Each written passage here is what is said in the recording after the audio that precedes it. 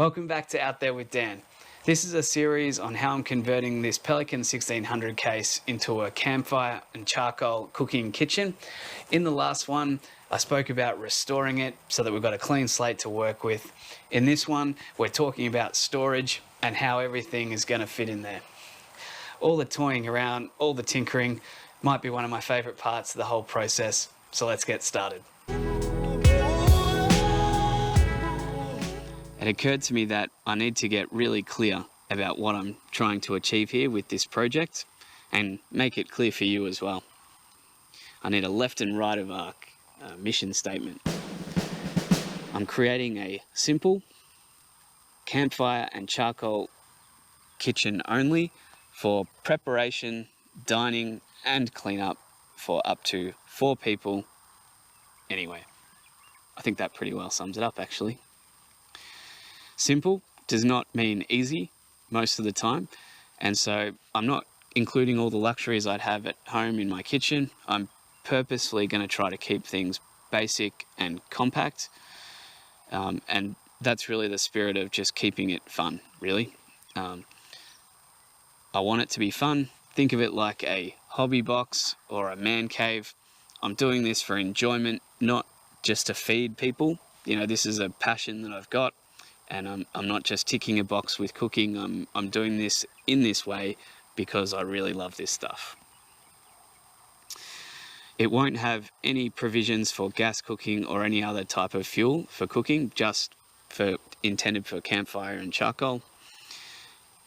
It won't have my main ingredients, I'll bring those along separately, but it will have herbs, spices, oils and other long-term things that I'll mix and match as I can.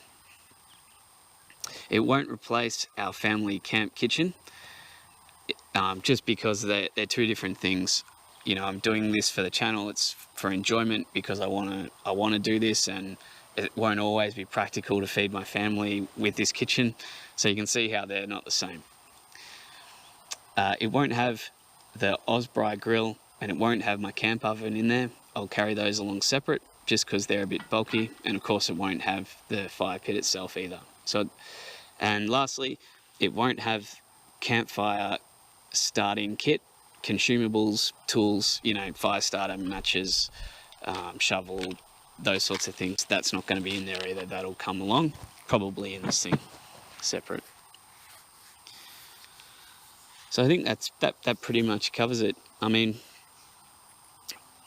it's got to feel rough around the edges, right? Otherwise it doesn't feel like camping.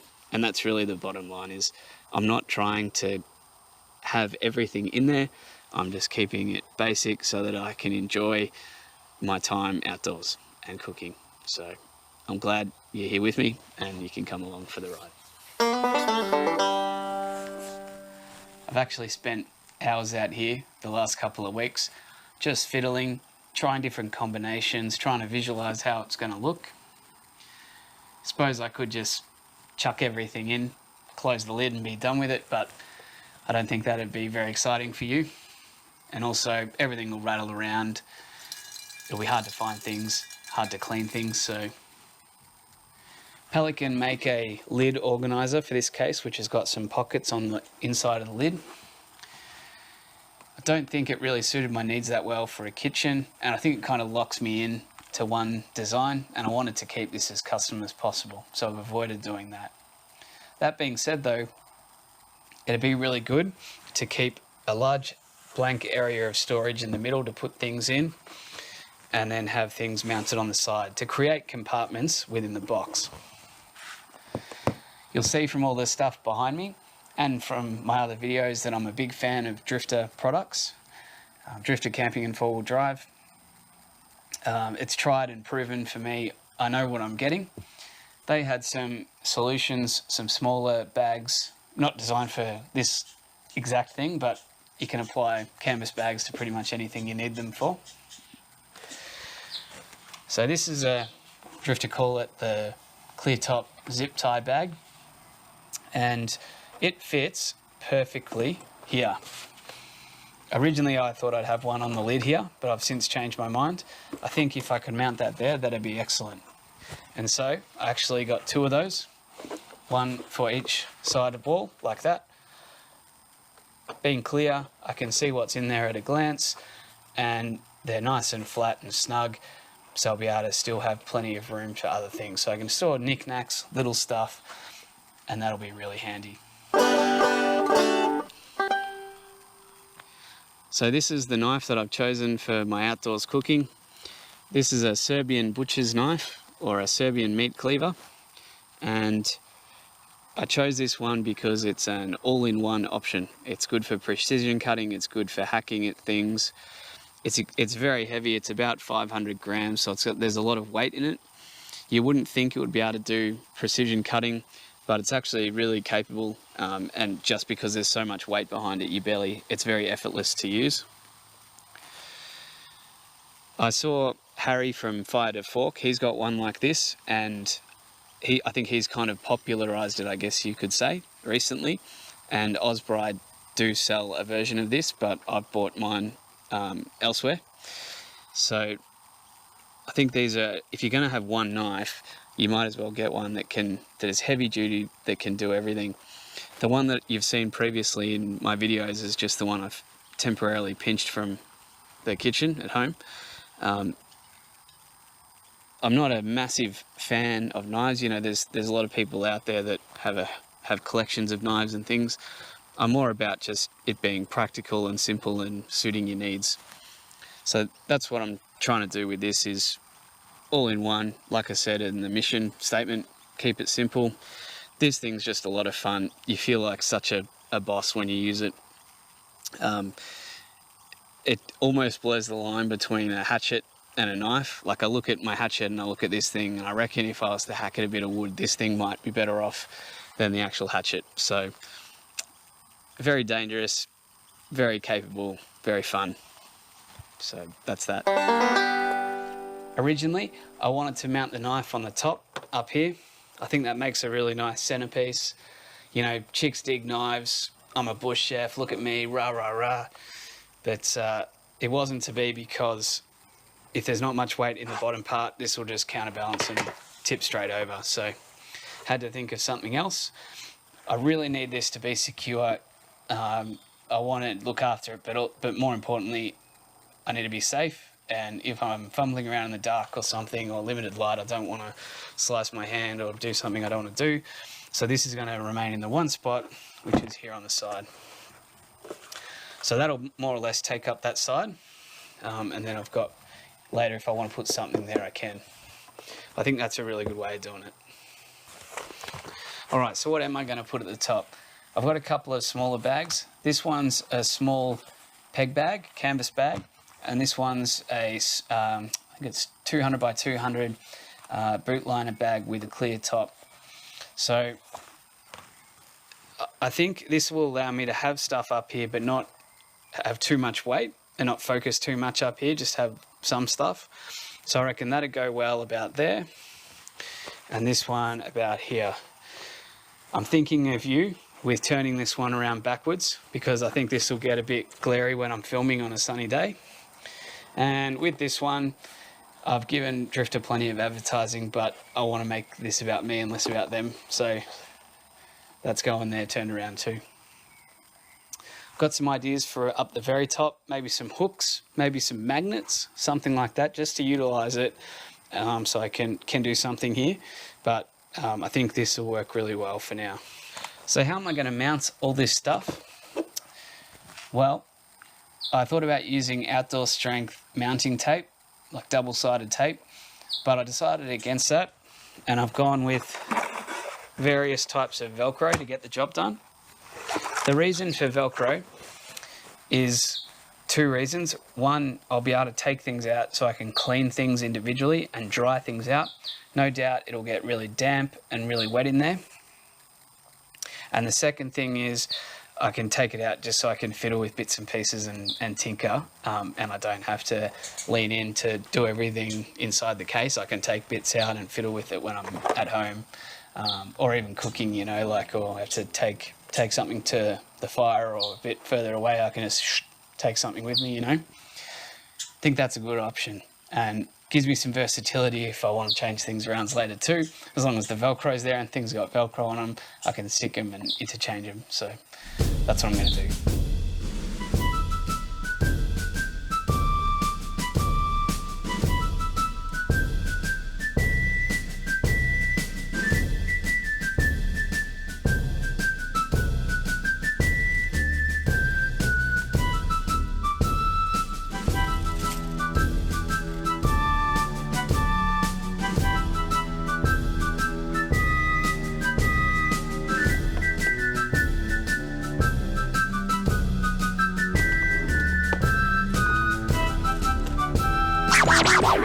quick note from last video.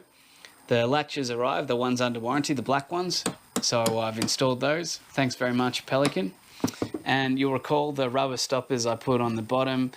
Well, they didn't want to be a part of this project and were a complete flop. They kept falling off. I even contacted adhesive to stick them on, and nothing was going to work. So they're out. I thought of something new. This is croc grip that I got from Bunnings, the hardware store. It's like a step grip that you'd put on like a boat or a trailer step or something like that.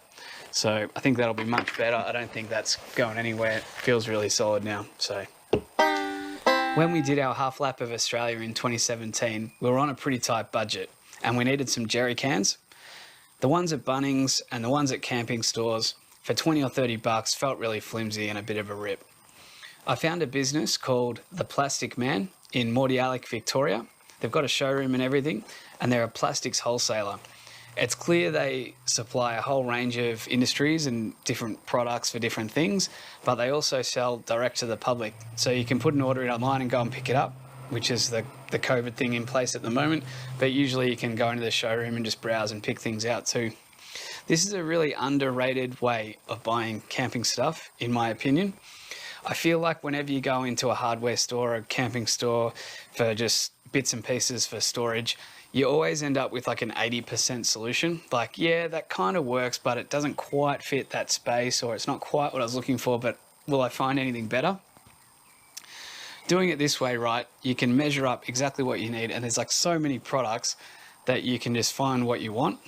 For example, this is a 11-litre liver tray. So I guess it was originally designed for butchers, but they said it's used for ice cream tubs as well in the food industry. So that fits perfectly in there, and that's going to be my basin for washing up and stuff. I can put things in there, and it will, when I'm not using it, and it can just be, it doesn't take up much space, and it's really decent, durable quality. So that's an example where I've got something pretty much perfect. Otherwise it'd be kind of with a bigger rectangular basin, which will take up too much space. I've got a few of these different bottles. These will be really good for oils and pre-made marinades or pre-made salad dressings, those sorts of things. So they'll be super handy. And I also bought some resealable bags, reusable bags. These ones are 75 by 100, and these are going to have all my herbs and spices in there. So I've got a lightweight way of keeping with me a whole bunch of herbs and spices. I got these smaller ones too. I think these ones are only 75 by 50 mil, so they're quite small, but they'll be really good. Plastic's got a bad rap, and for good reason. You know, it's one thing that doesn't break down very well and causes microplastics in the environment. But if you're being responsible and you're using it to try and minimize other use of single-use plastic, then I think it's a light, durable, practical way to do things. So, you know, I'll certainly be using these really wisely, and, you know, don't want to be littering or contributing to the problem that plastic's giving our environment. But all in all, this is really excellent, and I've got a few bits and pieces which I'll show you in following videos as well for the kitchen, but this is the main stuff. So to keep it modular, I want to put some bags in behind that plastic tub, and that way it can still be modular, but there's a large area there I can still get things out of and whatnot. So this is the main one. This is the Drifta, what's it called? Super Duty heavy duty peg bag, and it's got this Velcro. It's basically a giant pencil case with this super thick canvas. This thing feels so solid. I don't want to offend the milk crate below me, but this thing might be my new favourite drifter bag, I think, because it just offers so much versatility. So there's that one, and then I also got this one, which is a Drifter Stockton bag, so not made in Australia. I actually just bought it so that I could do my own comparison, because this is the only Drifta Stockton bag that I own, and I just wanted to, I guess, do some research and make up my own mind about how I thought the quality differed.